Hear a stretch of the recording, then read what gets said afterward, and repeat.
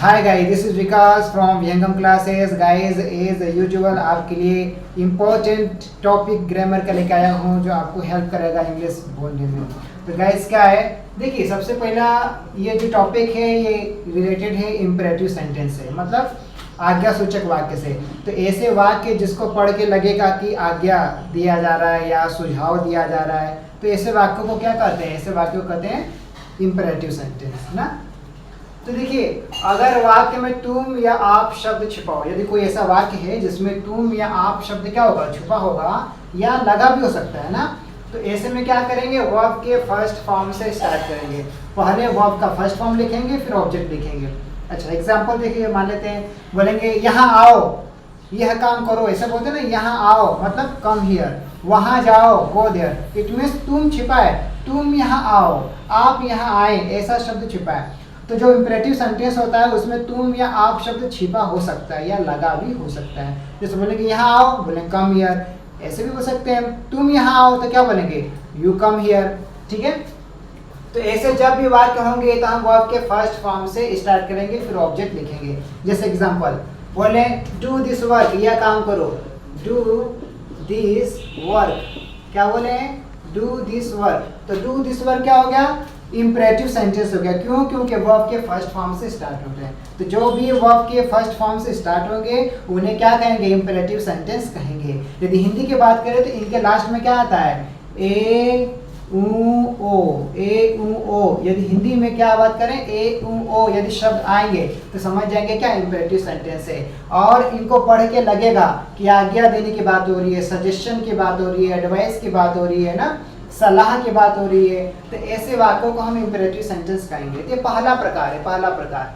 अगर वाक्य में तुम या आप शब्द छिपा हो या लगा हो तो ऐसे में हमेशा वर्ब के फर्स्ट फॉर्म से स्टार्ट करते हैं। सेकंड देखिए क्या है, जब वाक्य में मत या न या कभी नहीं, मत या न या कभी नहीं शब्द आए तो नेवर या डोंट के बाद वर्ब के फर्स्ट फॉर्म से स्टार्ट करेंगे।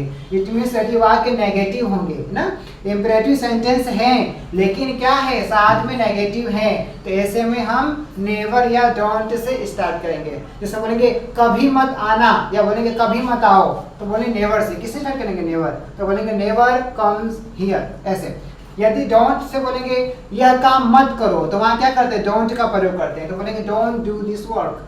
For example, don't do this work. ठीक है, सेकेंड प्रकार है कब, जब इम्परेटिव सेंटेंस में ना शब्द लगाओ या कभी नहीं लगाओ या मत शब्द लगा हो, तो ऐसे में नेवर या डोंट के बाद वर्ब के फर्स्ट फॉर्म का प्रयोग हम करते हैं। ठीक है, देखिए डू क्या हो गया, वर्ब हो गया, दिस वर्क क्या हो गया, हमारा ऑब्जेक्ट हो गया।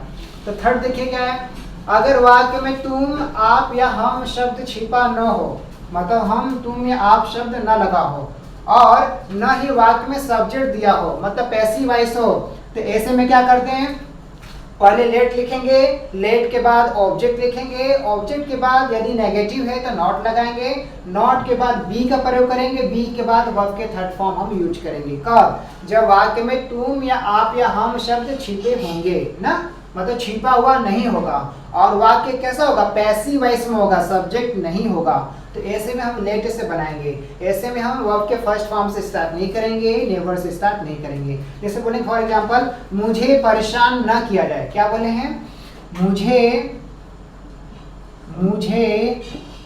परेशान न किया जाए, मुझे परेशान न किया जाए। देखिए ए यू ओ पे खत्म हो रहा है, वाक्य पढ़ के क्या लग रहा है कि सलाह का बात हो रहा है, सुझाव का बात हो रहा है, अपना राय देने की बात हो रहा है ना।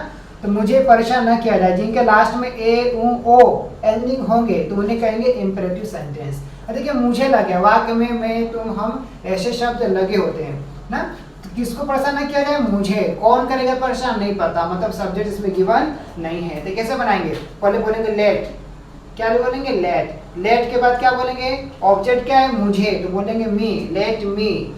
अब नेगेटिव सेंटेंस ना लगा है तो क्या करेंगे, नॉट लगाएंगे, तो बोलेंगे लेट मी। देखिए नॉट, ये स्ट्रक्चर है, ध्यान देंगे। तो let me not, passive voice से तो बी का प्रयोग करेंगे, बी, बी के बाद क्या करेंगे, वर्ब के थर्ड फॉर्म। तो परेशान करना क्या कहते हैं, डिस्टर्ब करते हैं, थर्ड फॉर्म क्या होगा, डिस्टर्ब्ड हो जाएगा, डिस्टर्ब्ड। तो इस तरीके से ये हमारा सॉल्व हो गया। ठीक है, तो अगर वाक्य में तुम या आप या हम शब्द छिपा न हो, मतलब लगा हो, और ना ही वाक्य में सब्जेक्ट दिया हो, तो ऐसे में इंपेरेटिव सेंटेंस होंगे, उन्हें हम लेट से बनाएंगे। तो स्ट्रक्चर क्या है, ध्यान दीजिएगा, let plus object plus not plus be plus verb के थर्ड फॉर्म, ठीक है। तो एग्जांपल क्या था, मुझे परेशान न किया जाए, let me not be disturbed, मुझे बुलाया ना जाए, तो कैसे बोलेंगे, let me not be called, गरीबों की मदद किया जाए, तो कैसे बोलेंगे, let the poor be helped. इस तरीके से इसको बना सकते हैं। फोर देखिए, फोर टाइप्स क्या है, अगर वाक्य में प्रश्नवाचक हो, अगर वाक्य में क्या हो, प्रश्नवाचक शब्द हो और हम या मैं शब्द छिपा हो, मतलब हम और मैं शब्द क्या होंगे, नहीं होंगे, छिपे होंगे, तो हम WH फैमिली जो वर्ड्स हैं उनसे स्टार्ट करेंगे, उनके बाद नाउन होगा तो नाउन को लिख देंगे, फिर टू का प्रयोग करेंगे, फिर वर्ब के फर्स्ट फॉर्म का प्रयोग करेंगे। जैसे बोलेंगे कहाँ जाएं, क्या बोलेंगे, कहाँ जाएं, कहाँ जाएं, क्या करें, है ना। ऐसे देखिए, ए उ पे एंडिंग होगा तो इंपेरेटिव सेंटेंस होगा, लेकिन प्रकार कौन सा है, फोर वाला प्रकार है।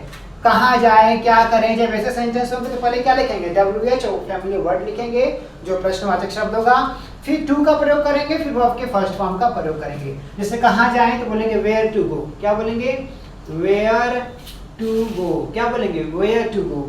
इसी प्रकार से यदि हम बोलेंगे क्या करें तो क्या बोलेंगे, व्हाट टू डू, क्या करेंगे, व्हाट टू डू। तो इस तरह से इसके इंग्लिश हम बना सकते हैं, ठीक है। यदि वाक्य में नाउन दिया हो, जैसे बोलेंगे कौन सा मूवी देखे, क्या बोले, कौन सा मूवी देखे, तो बोलेंगे विच मूवी, देखे नाउन आ गया तो बोलेंगे विच मूवी देखें, अब टू लगा देंगे, which movie two watch, which movie two watch, ठीक है। इस तरह से इसको हम बना सकते हैं। तो ये बहुत इंपॉर्टेंट है जिसको आपको ध्यान रखना है, ठीक है। तो thanks for watching this video.